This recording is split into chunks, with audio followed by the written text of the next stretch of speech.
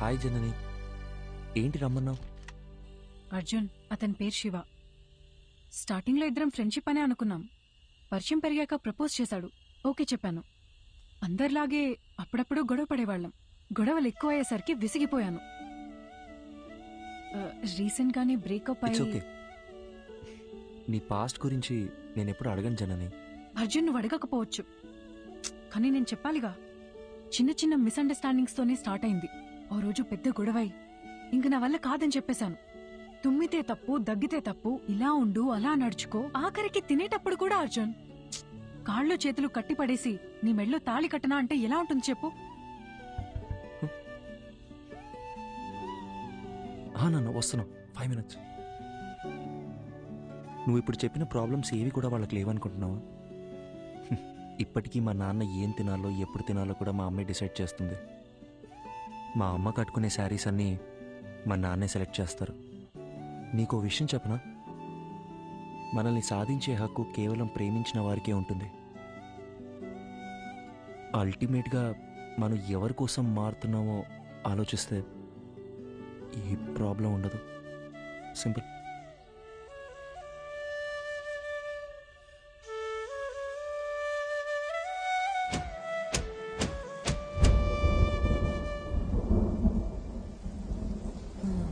గ్యామోఫోబియా.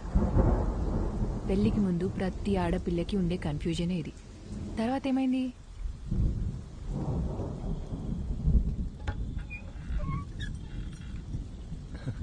Hi. Thank you so much Arjun. దేనికి చెప్తున్నావు? నిన్న మనం మాట్లాడుకున్నదంతా మన మంచికే అనుకుంటా. రాత్రంతా నువ్వు చెప్పిందే ఆలోచించాను. మైండ్లో ఉన్న కన్ఫ్యూజన్స్ అన్నీ క్లియర్ అయిపోయాయి. నిన్న తను కాల్ చేశాడు, మాట్లాడేసుకుందాం. I think we're good now. అర్థం కాలేదు.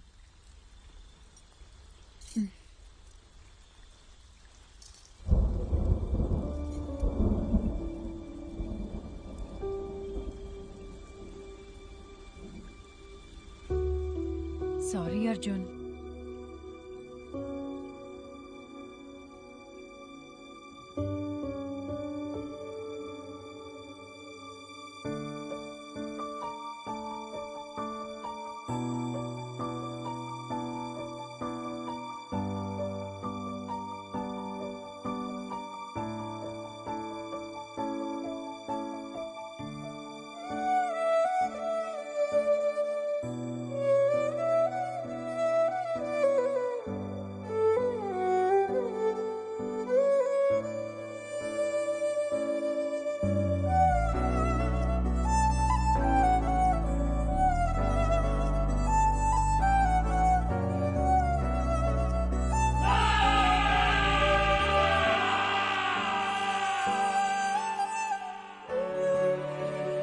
ఇట్స్ ఓవర్ అని తను చాలా సింపుల్గా చెప్పింది, కానీ నా ప్రాబ్లం అక్కడే స్టార్ట్ అయింది.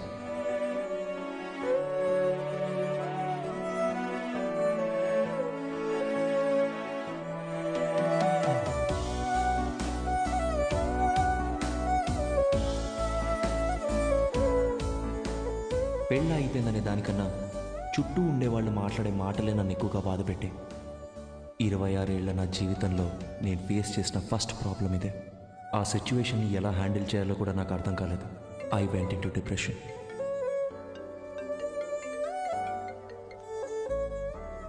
హలో అర్జున్, పెళ్లి అయిపోయిందని ఫీల్ అవ్వకరా. మన చుట్టాల్లోనే చాలా మంది అమ్మాయిలు ఉన్నారు. మంచి సంబంధం చూసి సెట్ చేసేద్దాం. ఏమంటావురా?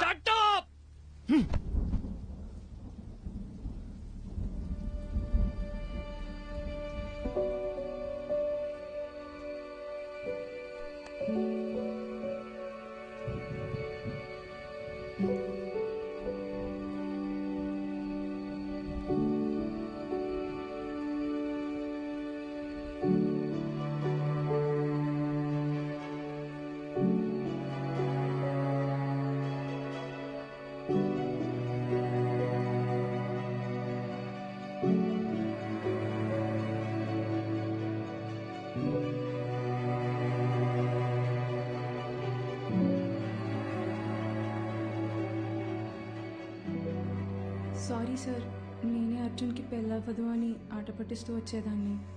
నిజంగా ఇలా జరుగుతుందని అసలు ఎక్స్పెక్ట్ చేయలేదు. I feel so guilty. ఒకే ఒక్కసారి అర్జున్ని కలిసి మా తనని వెళ్ళిపోమని చెప్పు. ఏయ్ అర్జున్, నేను చెప్పేది ఒక్కసారి కూల్గా విను. Get out.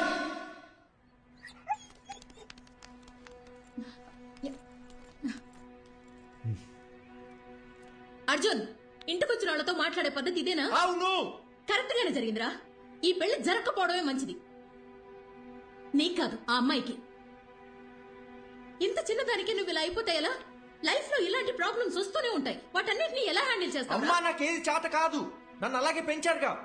ఇంకొకసారి నా దగ్గరకు వచ్చి పిల్ల పెళ్లి అన్నారు, అప్పుడు చెప్తా.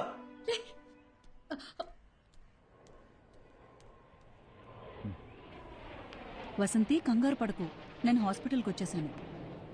వాడిక్కడే ఉన్నాడు. టెర్రస్ మీద కెఫేకి రమ్మన్నాను.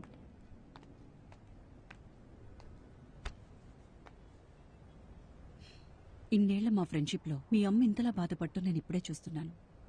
నువ్వు 8 ఏళ్లప్పుడు ఎవరితో మాట్లాడట్లేదని మీ అమ్మ కంగారు పడి ఇదే హాస్పిటల్కి తీసుకొచ్చింది. ఈ రోజేమో నువ్వు చాలా ఎక్కువ మాట్లాడేసావని బాధపడుతోంది.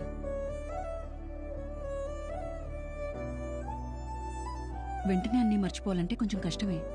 అలా అని పదే పదే గుర్తు చేసుకుని బాధపడితే ఎలా?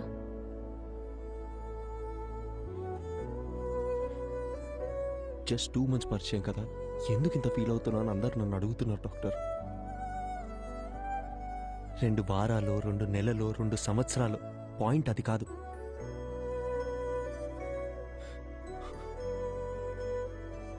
నేను సిన్సియర్గానే ఉన్నానుగా. వదిలేండి. ఆ పెయిన్ నాకు మాత్రమే తెలుసు, చెప్పిన అర్థం కాదు. అమ్మయ్యా, లైఫ్లో ఫస్ట్ టైం నువ్వు ఇంత ఓపెన్గా మాట్లాడటం చూస్తున్నా. చూడు అర్జున్, ఇదంతా టెంపరీ అని మర్చిపోకు.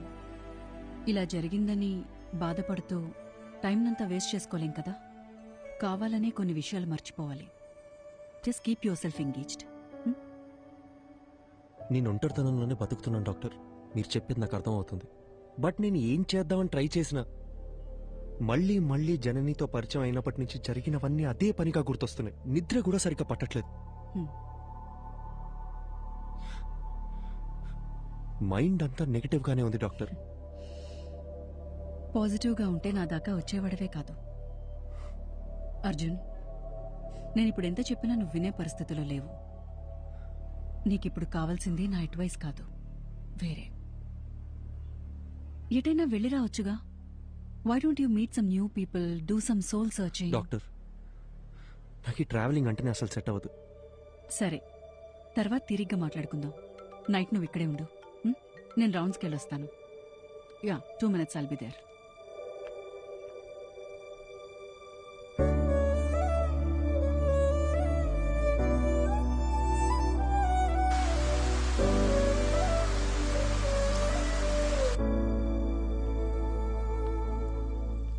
అర్జున్,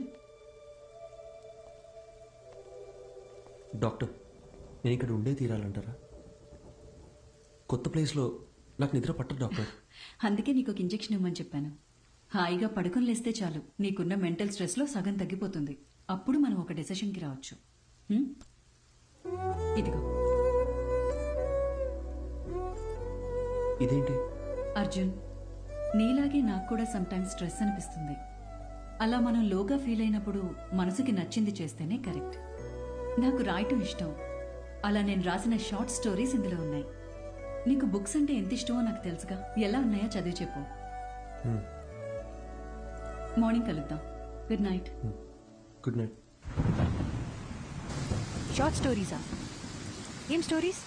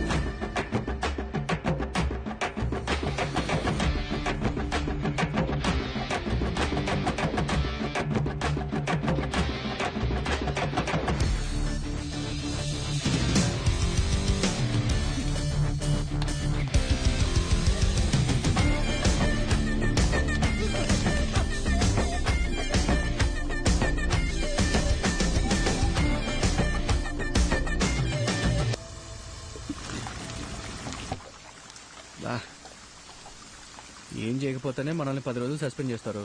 ఇప్పుడు ఎంత చేశాక వదిలిపెడతారనుకుంటున్నావా? సార్ ఐఎమ్ సారీ సార్ అని మనం అపాలజీలు చెప్పే రకమా ఏంటే? అది కరెక్టే. చాలా అందంగా ఉంది మావా. అయినా ఇన్ని రోజులు మనం ఎలా మిస్ అయ్యావరా? మీరు మిస్ అయ్యారా? నేను చూస్తూనే ఉన్నాగా. రేయ్ మా అమ్మ మీద అబ్బా! నిజంగారా నేను ఎప్పుడో చూశాను. రేయ్ పోయి పని చూసుకోరా. మనకు తెలిసిన పని ఒకటే, ఈ అడవి కూడా ఉండింది అంటాం. ఏం దగ్గర పెట్టావరా? తినమని చేపలు పులుసు చేస్తా.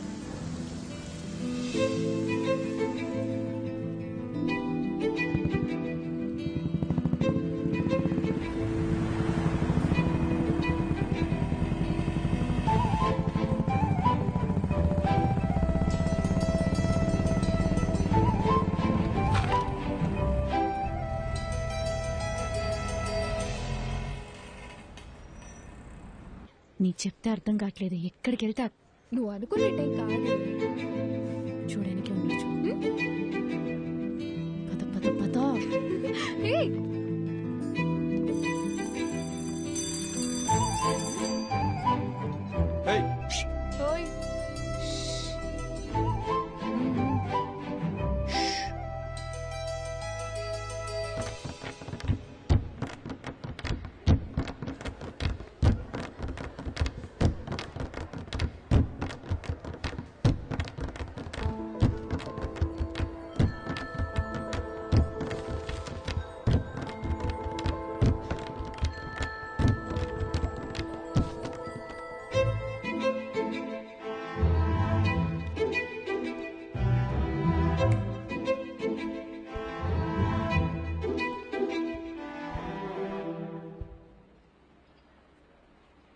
ఇలా భయంతో పరిగెడితే కుదరదు.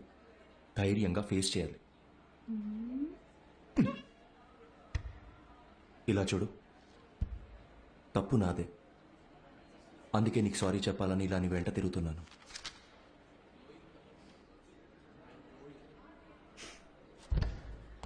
చెప్పేసి వెళ్ళండి. ఏదో చెప్పాలనే కదా వచ్చారు.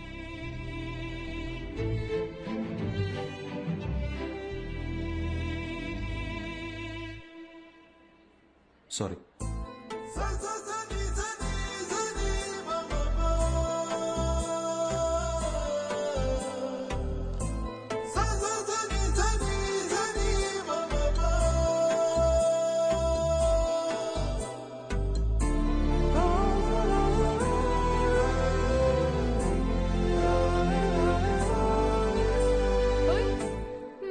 మొత్తానికి మా వాడిని క్లాస్ రూమ్ దాకా రప్పించేశావు. సారీ కూడా చెప్పాడంటగా.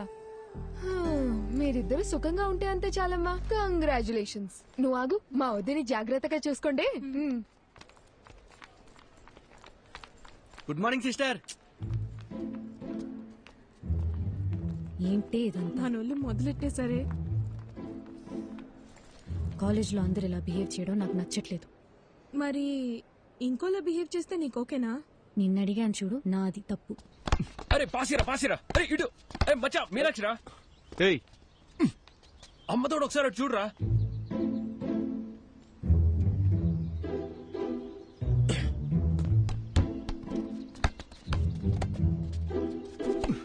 టూ మినిట్స్ టైం ఉంటే మాట్లాడాలి. ఏంటి చెప్పు. రేయ్ భయపడి పారిపోతే ఎలా? ధైర్యంగా ఫేస్ చేయమన్నారు ఎవరు? రే బాలిచ్చలరా.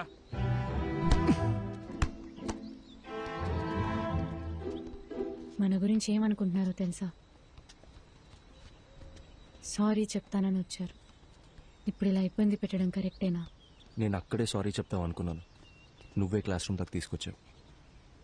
ఇలా జరుగుతుందని తెలుసుంటే ఆ సారీ ఏదో ఆ రోజే చెప్పించుకునేదాన్ని. ఆ రోజే చెప్పుంటే ఇక్కడ దాకా వచ్చేదానివి కాదుగా. రేయ్ పాసే పాసే. సిస్టర్ బోల్.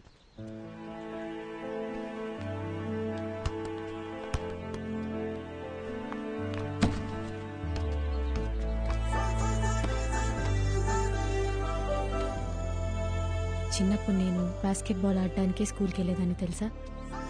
కాలేజ్ తరపున స్టేట్ లెవెల్ దాకా వెళ్ళాను.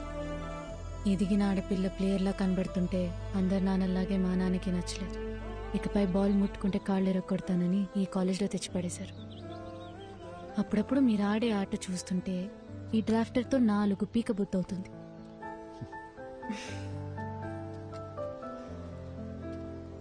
నీకో విషయం చెప్పనా? నేను బయలుదేరుతాను. మీనాక్షి